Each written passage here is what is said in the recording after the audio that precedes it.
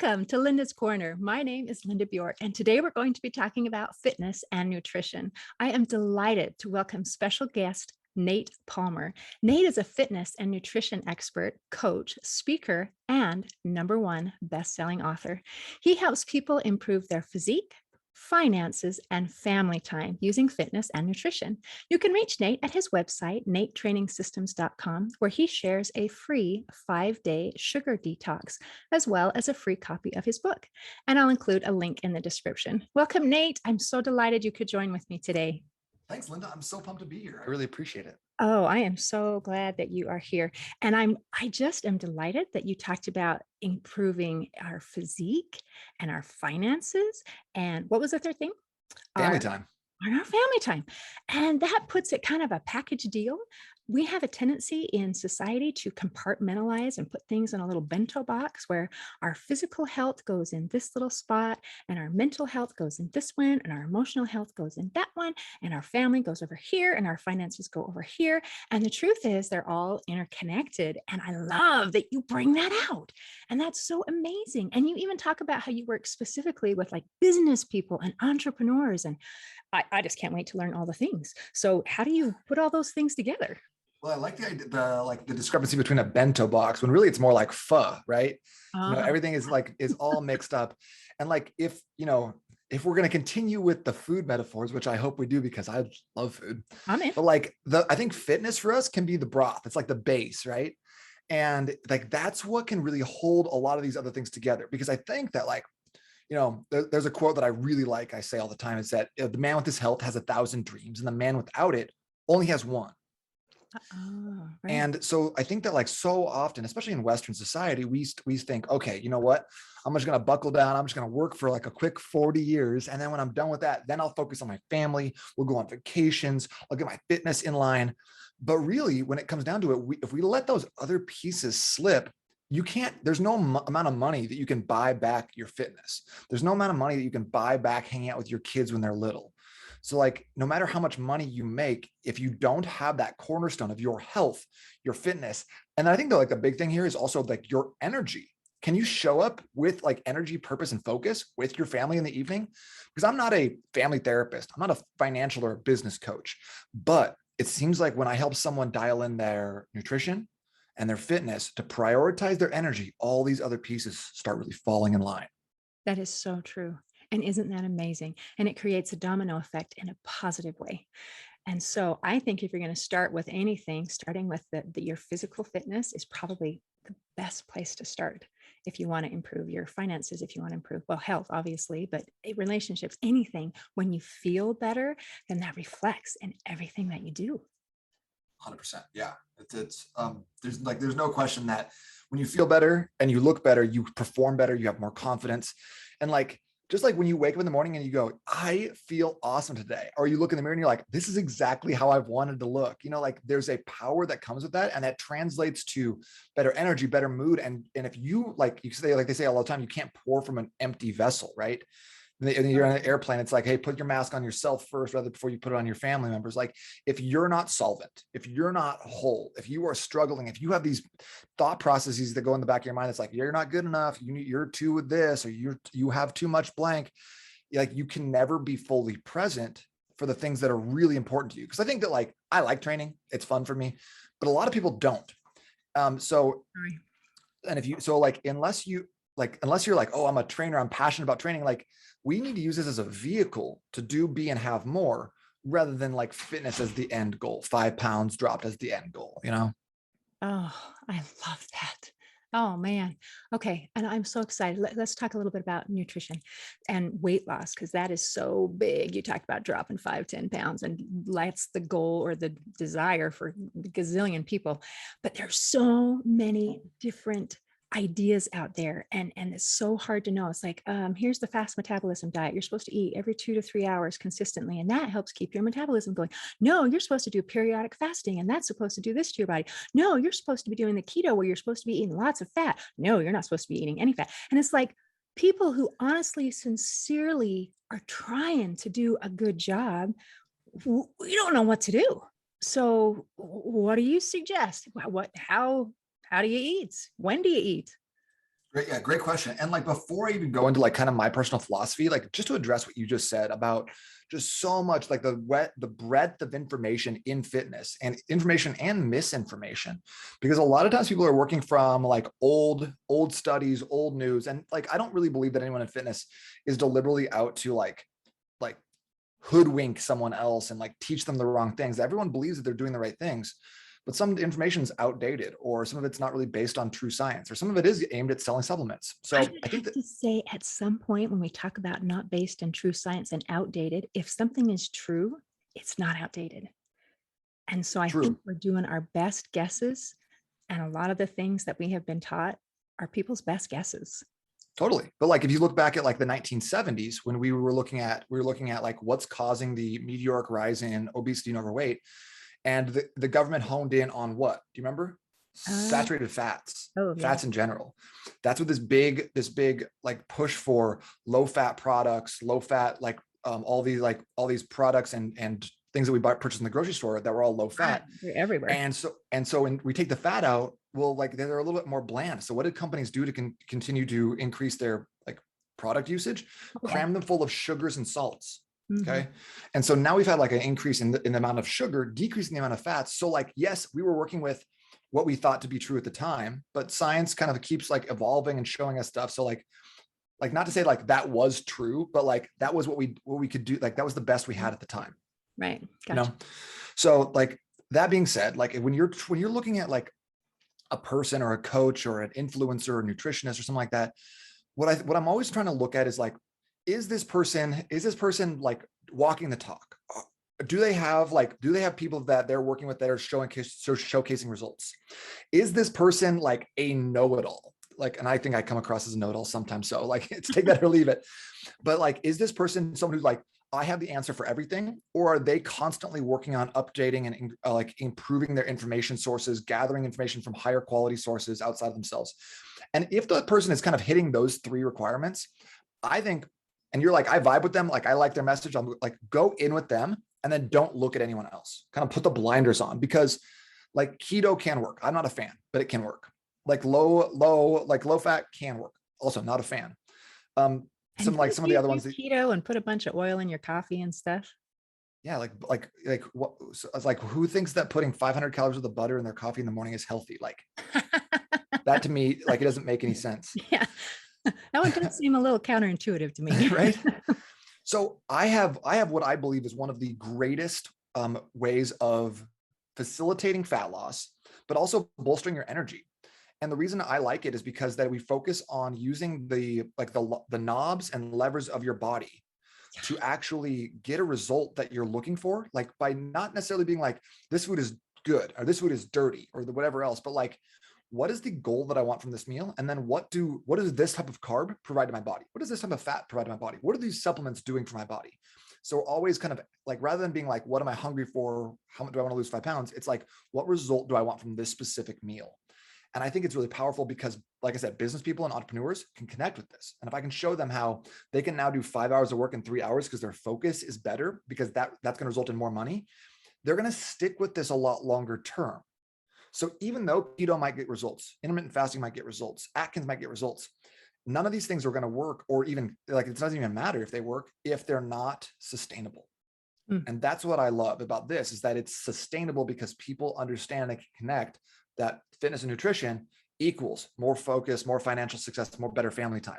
And that's what's really important to me. It's like when I ask someone later on down the road, I'm like, how's your nutrition going? And they go, listen, I don't even really feel like it's a diet. This is just how I eat now. And I'm like, Oh, yes. that is the goal. Because every time, I mean, I try a this or that for a month, and it's like, and the next day, pop, whatever gain or benefits I had are gone, and that is so frustrating. It's like Yeah, totally. I'm really trying, dang it. Yeah, so like so it's all about finding something that works for you. So I know I feel kind of like like meandering around your question, but can we talk a little bit about like I what those don't mind specifics that look like? at Or all. Yes. okay, cool. Specifics. Okay, bring it. So in my book, the million dollar body method, I feel like a lot of coaches, will put out a book and that's like basically a glorified sales letter for their program. But I wanted this to be something that like 10 years from now, 20 years from now, someone could pick up and be like, wow, really great information. I'm getting good results from it. So what I categorize things into is what I call the 7 daily investments. So what are the investments that you need to make in your health every single day to result in amazing energy, vibrant health, and like great business and family time down the road? So I put into 7 things, and 3 of them, luckily, are just breakfast, lunch, and dinner. So you're already doing all those things. Okay. Whew. So basically, like start off, first daily investment is a morning routine. And a lot of people talk about morning routines, but I've got, like I said before, 2 little kids at home. And so my like gratitude and journaling and meditation, all that stuff kind of disappeared when my daughter was born.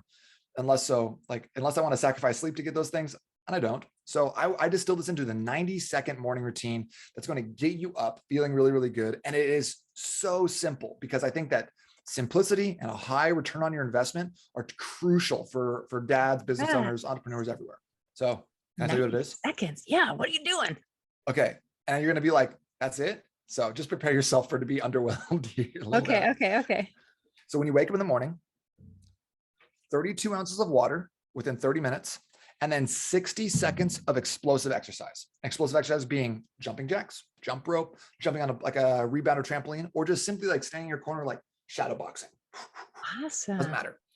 60 seconds of that before you do anything else will get you amped up more than a pot of coffee in the morning. You're going to feel really good because what you've done is you shifted your body from what's called parasympathetic nervous system dominance. That's like the rest and digest. And you brought it over to sympathetic, which is fight or flight, but it's a spectrum, right? Here's like running from a cheetah, and here's where we want to be when we wake up. Like, okay, I'm up, I'm ready, I'm feeling good. Easy, right? That is fantastic. So do you drink the water before you do the jump rope, or do you jump the jump rope before you drink the water? I do like 16 jump rope, 16 basically is Okay. how I do Okay. it. Okay. Because I found that if I did 32 and then I was like sloshing around. Yeah, that's what I think would happen. That is brilliant. And I love that it makes it doable because everybody, well, not everybody, most people are going to say just what you did. I don't have time. And I don't want to sacrifice sleep for this because sleep is also part of our health and being able to function in the day. But everybody has 60 seconds. I mean, that's like brushing your teeth kind of a thing. We can do this. It kind of removes our excuses. So love it. Awesome. Yeah. Appreciate that. So you're gonna follow with me tomorrow and let me know how it went. Oh, yeah, sure. Heck yeah. All right. So then the second of the daily investments is breakfast. And so I think breakfast in a specific way, because like growing up, we're taught that what do they say on TV? Like a healthy part of a nutritious breakfast or healthy part of a complete breakfast. And Right. what do they show, Linda? Like Uh, Fruit Loops, uh-huh. glass of milk, glass of orange juice, because probably you're really thirsty. Then like a banana, and like 4 pieces of white bread, and like a bagel and like a waffle. Like it's bonkers. It's just all this high energy, high carbohydrate food. And so, well, I don't have anything against waffles. And I've got clients. I had a client last night who's lost 6 pounds in his first week, and he ate cinnamon toast crunch for dinner last night. So I don't have anything against those foods, but we just have to know exactly how to structure them so that we're utilizing them to get the results that we're looking for. We want our inputs to match our desired outputs. So for breakfast, all that stuff is going to do to you during the day is going to give you sugar spikes and drops, Drop. big spikes and energy drops all day long, which cue hunger, which makes you feel grumpy. Like all day long, we're out of alignment, we're out of balance. And it starts in the morning. Even if you're like, oh, I'm going to grab something healthy, I'm just going to grab a banana on the way out the door. You're still starting off with a high energy, high sugar snack, which is going to put you out of balance. So the way we get in balance, we want like a time release breakfast that's going to give us energy all the way till like 12 o'clock, 1 o'clock lunchtime. And the best way to do that, Linda, is by having a high fat, high protein breakfast. And I recommend protein shakes because they're just easy and fast. And I'm always trying to think about Ah, what's simpler, faster, easier. How can we make this a more sustainable process? Because right. like, yes, I would love for you to have like eggs and sausage and like make this like great, great breakfast, but some of us don't have time for that. We're not gonna. So protein shakes are really easy. Go protein, some peanut butter, almond butter, almond milk or water, a little bit of ice. And I always throw a little bit of salt in there to improve the hydration. That's a super easy shake that you can have in the morning. It's going to make you feel really good. It's going to get you out the door. And then for those of us who are like, you're like, okay, I'm going to try this out. Generally, we want between like 35 to 50 grams of protein. So not just one scoop. Make sure it's a little bit more dense than that. Oh, can you say that again? How many grams? 35 to 50 grams of protein in the morning. That's a lot. Yeah. So that And like is that, that's honestly, many that's more than a lot of people get in an entire day. right. And do you know what like the daily, like what the ideal requirement for protein is for people if they want to improve their body composition? Mm-mm. So it's an obscure number. It's 0.88 grams of protein per pound of like ideal body weight, which that's hard and stupid. So we round up to the nearest cool number, which is one. And so 1 pound or 1 gram per pound that you want to weigh. Easy. That simplifies the math. So thank you for that. A big fan. Simple, faster, easier. I love it. Can't get enough. I am a fan. Okay, so now I've had my protein shake for breakfast. I've already done my exercise. I've drunk my water, and so I've gone through three of the things. I'm jamming, right? I can tell you're positively glowing, Linda. So what's next? So then after that, like kind of interspersed throughout the day, one of the investments I call liquid assets. Okay. And this is, I'm just like, again, broken record, boring, basic stuff. And this is going to cost you $3. So be careful. You need to Ooh, drink 1 gallon of water, right? okay. Because like, haven't you heard like, okay, you need your like your height and then your weight divided by like the hemisphere you're in, and then you're like you're and like then if you're a Sagittarius, it's got to be like it's like no, just a gallon of water. We're So not true. drinking enough.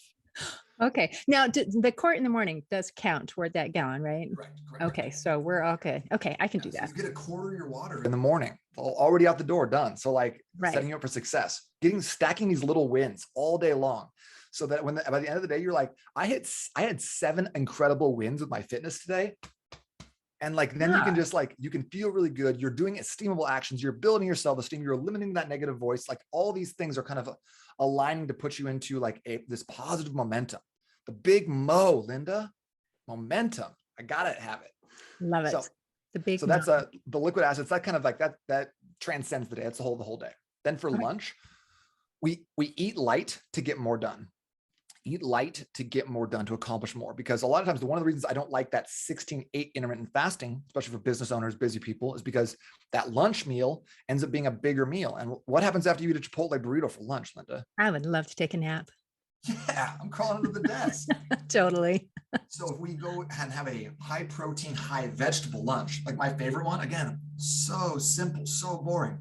I love like chicken thighs with a bunch of baby carrots. I'll tell you like half pound of baby carrots out the door. And you feel like full, satiated. By the way, if you eat a half pound of baby carrots for an entire month, there's a study that was done that showcased that people actually think you look more attractive because of the beta carotene in it. So you Oh, actually improve your physical your a like little more color. Yeah, I've heard if you eat too many carrots, you can kind of get the Oompa Loompa look, but half a pound apparently is just right. they did a study on college students where they took pictures before and then had people rate them on a scale of 1 to 10. And the people who ate the carrots had like an increase of a full number. So, and That I'm a really awesome. pale person, so I need to practice what I'm preaching here. We love carrots at our house. My daughter is so awesome. She put little labels on my fridge, like where things go. And I have one drawer just labeled carrots because we usually always have a thing of carrots. And I thought that's pretty funny. She kind of nailed it. Like, this is what we eat. So, That's fantastic. I yeah. love it. So that's lunch. Just super Okay. simple, super light, high protein, high vegetable. Okay. So trying to avoid a lot of fats, creamy dressings, most carbs. And you'll notice that like I haven't said carbs yet, right? And I'm not a fan of keto. So I do want you to have carbs, and I want you to have them at the right time, because carbs for most of us are either a high energy food, something we should eat before we go run a 5K, train really hard, work on building muscle, do a triathlon. Or if we have what's called insulin resistance, which means our body can't necessarily process carbohydrates and sugars very well, fats or carbohydrates are going to go stored as fat more often than not. That So is if we're not eating them bad. at the wrong times, or eating them and then sitting at work, we're not really doing any high impact activities. We're just eating carbs and then being like, I guess we'll just store these for future activity. So, when do we get to eat carbs if Great it's a question. timing thing? Glad you asked. So this is kind of counter to a lot of fitness advice. And I'm not saying that like you have to eat carbohydrates at night in order to get results, because there's a lot of people who have cut out carbohydrates at night or done it completely backwards that do get results and does work for them. But this is what I found, again, to kind of keep the momentum going, stack wins, is we have all our carbohydrates at night. So we have a protein, a vegetable, and a carbohydrate at night. My two favorite types of carbs: potatoes and rice. Very innocuous, not really creating any allergies in people, just like a good solid way to get those in. So what happens when you have that Chipotle burrito, right? We get tired. We start shifting from sympathetic nervous system dominance to parasympathetic nervous system dominance. That's the rest and digest. But now we've done it at dinner. So we've done it deliberately with the idea of like, hey, we're transitioning to like, we're slowing down. We're going to watch a little Netflix, go to bed. And so we're utilizing our food to give us the result we want. We want to get a little bit more tired. We want to fall asleep. We want to sleep deeply and wake up energized. And we're teaching our body how to do that, giving it the inputs that we want. Isn't that exciting? Oh, that's thrilling. I love that. I love that it sounds doable. That sounds reasonable. And that's amazing. And so people are getting these amazing results by following those steps. Totally. Yeah. And like, you notice I haven't like even said like, besides like the protein shake in the morning, there's no detox teas or anything like crazy you have to do here. It's simple, it's sustainable, and you can see the results on a day-to-day basis because it's not just about like you lost 22 pounds in 2 months, 3 months, or whatever else. Like, yes, that happens. But a lot of times, like you don't see that from Thursday to Friday.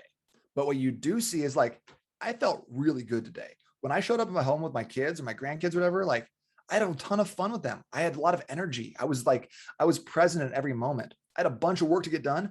I was so focused and I just nailed it. So we get all these other wins, all these non-scale victories. So again, just to keep reinforcing that we're on the right track, we're doing the right stuff. I love that. And I love if you can have a daily win, that makes me willing to do it again tomorrow. Because if I'm Totally. just waiting for the number on the scale to change and it didn't change from yesterday to today, then my motivation, my big mo here is just that's momentum, but motivation too. It's not fun to play anymore. Yeah. Can I tell you why that's like why this is important with how fat loss works? I don't know if you know much about this, but basically a lot of people think that if you're doing cardio in the gym, you're on a stairmaster, you're lifting weights, or whatever, that's when we burn fat. And that's not true at all. We burn fat when at night, as our body is repairing and processing like what happened throughout the day. So our body will be pulling from fat stores to repair and rebuild. And what happens with our fat cells is they're filled with fat. And then as we take out, it turns into triglycerides, gets into our blood and gets pulled to our liver, to all these places. But it like something has to happen to the fat cell. So it gets filled up back with water. So even though you burn fat, your scale weight didn't change because this in order to satisfy the law of conservation of mass, to burn 1 pound of fat, you need 28 pounds of oxygen and 11 pounds of water, which is about 2 gallons. So it might take 2 or 3 or 4 days to actually see the fat loss on the scale because it'll take some time for that water to drain out of that fat cell and the fat cell will actually shrink. Okay, I have never heard that one before. So the fat cells can drain of fat and then fill with water. And so you look the same, but the composition has changed. Yeah, and you just got to give it a couple of days. So like that's why, having those like, oh, I have to see this weight loss, or like I'm trying to lose 10 pounds by Tuesday. Like those Mm. things can be detrimental mentally. Like, yes, we can sometimes get those results, but if you're so obsessed with like this really short-term progress, you can miss the forest for the trees. So I don't say that because like, oh, you need to know this science, or like there's going to be a quiz later, but just to give you reassurance that like sometimes even when you're doing the right things, when you're getting all these wins and you're not seeing the scale move, you're still winning, you're still doing the right stuff. And just in the fact, like just in the same way that Linda, you wouldn't look at your like IRA or your 401k and be like, you know what, the market went down last week, we should stop investing, we should stop putting in our 401k. We still don't want to get rid of our good behaviors just because we saw like a perceived setback or something didn't turn out the way we want to.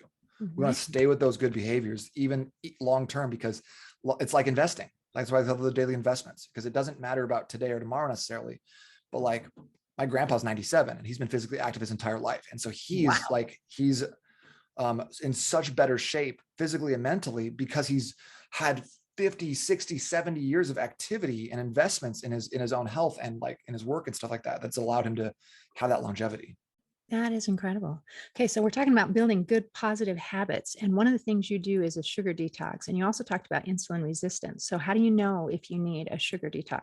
Probably for like 99.9% of Americans, the answer is yes. But I mean, how do we know? Yeah, so I know, and I was just talking crap about detoxes too, so I'm glad you brought this up. So if there's two ways to find out if you have insulin resistance. One is go to your doctor and they'll perform some labs and they'll be able to tell you, do you have metabolic syndrome? Do you have insulin resistance? It'll cost you money, take some time. Here's a very simple way to do it. Take a tape measure, put it around your natural waist, which is generally about a half inch above your belly button, okay, the thinnest part of your waist, and then take that number, divide it by your height in inches also. And so that's going to give you your waist to height ratio. Okay. And Linda, if your waist height ratio, I'm going to give you a not a simple number here, sorry. If your waist height ratio is above the number 0.46, or if your waist is greater than 46% of your height, then you have some degree of insulin resistance. It's a spectrum, right? It's not binary. So Really? once you get to your waist to height ratio of that 0.46, we can confidently say, hey, your body is processing carbs the right way. Your visceral fat is pretty low. Your body, your liver is functioning at a high level. Because Linda, went like they did this test on, well, whenever someone goes to give a liver transplant, and they're like, hey, I'm going to donate part of my liver to save this person, whatever. They have to go through these like various tests. And what they found is crazy, because someone who's going to go to give a liver transplant is already putting themselves in a healthy demographic, right? They're already saying like, hey, I can probably afford to live without part of my liver. I'm already a healthy person. So we're already talking to like the upper echelon of healthy people in the US when we're just looking at the study. And of those people, 80% were rejected because they have some sort of fatty liver disease, which is like the key characteristic of metabolic syndrome, insulin resistance.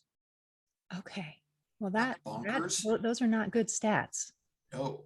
So if your waist height ratio is above 0.46, not only do you have insulin resistance, but also like you are at risk here. Like this, you are putting yourself in a position to not have the longevity, not have the energy, not have the focus, not be around for the kids and grandkids and all these things. So this is important. This is like super important to figure this out. And if you find that like, okay, this is me, I want to like, what are my next steps? Like you said before, my website is N, and that's the number 8. I thought this was really clever. Now I spend a lot of It time is explaining it. very clever. I looked at it and thought, ooh, I like this. I will write it. It will be in the Thank you. description. I promise. So if you go to n8trainingsystems.com/sugar detox, you can sign up for my free 5-day sugar detox. It's a couple videos, a handbook. It'll walk you through it. But basically, it's 5 days of, again, you don't need any like supplements, anything crazy to do this. I'm not selling you a proprietary blend of like Peruvian eucalyptus and like, moth wings or something crazy. But it's just like, here are the exact steps it takes to start detoxing your body from sugar. And one of the key steps here, Linda, and this is one of it's the 1 weekly investment we have. It's a 24-hour fast. From everything, including water? No, you still drink water, you can have tea, you can have coffee, but Water. nothing with calories. Oh, all right. And what's great about that is it's a super simple way to help get the additional carbohydrates and glycogen out of your body, reset your body's sensitivity to insulin, and then help you we have bacteria in our gut that eats sugar. And if we starve them out, they can stop sending signals to our brain of, hey, we need some more sugar. We need to get a little snack. You got to have a donut there. Like, what can we eat? So we Exactly. starve them out. We give them a day with no sugar. Then those cravings are way, way decreased. So it's just a good, super easy 5-day program that can result in you feeling good and just kick off like a set of new habits. That is brilliant. Okay, so in 5 days, it's going to kind of kickstart things and help maybe shock the body into putting things into the right balance. And that is such an important part. I think a lot of times we try, we exercise and we eat good things, but I think without that kickstart and working on, I love that you talked about the gut health and the bacteria and all of those issues. They are a big deal. Totally, yeah, and it can definitely add up too. Like there's a lot of stuff like. That's why I'm so interested in talking about like inputs versus outputs, because our bodies is not a math equation. It's more of a chemistry lab. Mm. So figuring out like what are we pouring in? What impact does this have? Where does this fit into our diet? Like if we can figure those things out, you can utilize like I said, you can have frosted flakes at night if you want to, because all I'm asking you to do is have a carbohydrate at night. So if that's a potato, great. That's frosted flakes. Awesome. Like all you got to do is follow the framework of these inputs versus outputs to start getting those results today. Oh, that is brilliant. I love results. I love when something works, just it's worth doing if you get some results. And if you feel good in the meantime and each day is a win, that is fantastic. Well, thank you. This has been fantastic. And I really appreciate your insight. And I love that you put it into a manner that is doable for normal people. I mean, you've kind of targeted for, entrepreneurs and business people, but also you mentioned like, tired people who've been dealing with little kids during the night. This is for moms and dads and just anybody. So thank you for helping make things seem doable. Absolutely. Yeah. And like if anyone has any questions or like wants to run through the detox and like let me know or get some feedback or something like that, I run like a Facebook community. If you go to n8trainingsystems.com/group, ask any questions, show up for trainings. I dive into this sort of thing there. So if there's any way I can support you, Linda, or your audience, I'd love to be a resource. Oh, thank you. And by being here today, you are. So thank you, thank you, thank you. Thank you for visiting with me today. Absolutely. This is so fun. Thanks a lot for asking some great questions. Ah, love it. In closing, I'd like to share an old English proverb. It says, "Don't dig your grave with your own knife and fork." Today, I invite you to use your forks and knives wisely by choosing to eat good, nutritious food. See you next time on Linda's Corner.